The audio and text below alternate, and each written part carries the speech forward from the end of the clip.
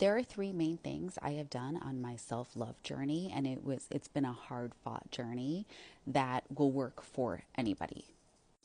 Number one, I reincorporated activities into my life that tie me back to the time in my life where I felt the most sure and hopeful about my future and my identity. This is when I was about 15. I felt very sure about where I was going, what I was doing in life, and I had certain interests and hobbies and activities. For me, it was drawing, a lot of drawing, and doing specifically fashion drawings. I wanted to be a fashion designer, and I felt very sure about my ability to make that happen. And I changed course later, but that doesn't mean that I can't get in touch with how confident I was at that point. Number two, every morning I start the day with a meditation session or a hypnosis session that is tied to whatever I'm working on.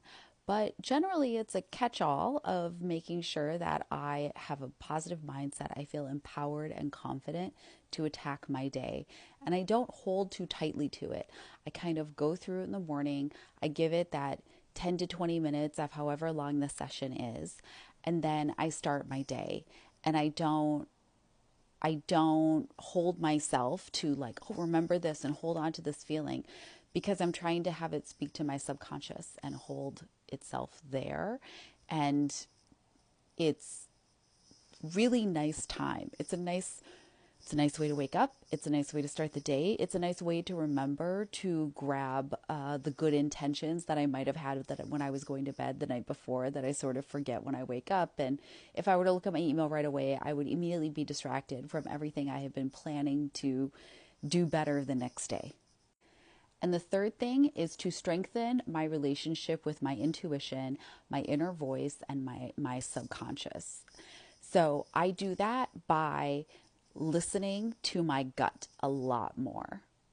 If you've ever been in a controlling relationship or environment or raised by a controlling parental figure, your instincts and your subconscious might not speak to you as loudly as it should because you've been told what to think, what to do, how to act. If you've ever talked back, you've been told that you were wrong. If you've ever, disagreed or argued, somebody spoke louder and kind of like forced you down.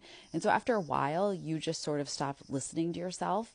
But really the heart of self-love is to get in touch with your little voice and make sure that you're honoring it and strengthening your relationship with it. Because when you do that, you're not going to be as likely to fall for someone who's going to give you less or the absolute wrong thing that you deserve. So how I did this was I started out with really small things like if I was leaving the house and I thought like, should I bring a jacket today? I would like touch in the first thought I had, yes or no, was the one I would obey. And it would start with small things and then it would grow. Like the more I listened to that little voice, the louder it got, the stronger it got. It is a muscle, and if you don't exercise it, it will not speak to you. It will give up. Why would it talk to someone who's not listening? Right? So, those are the three major things that I have done that I think have made the most impact on how I love myself. And when you love yourself, you are strengthening the longest and most important relationship you'll ever have in your life.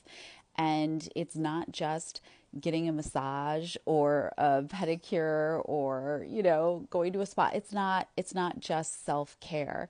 Self-love is active, it's daily, and it's treating yourself the way you should be treated, the way you believe you should be treated, and moving forward from there so you never accept less.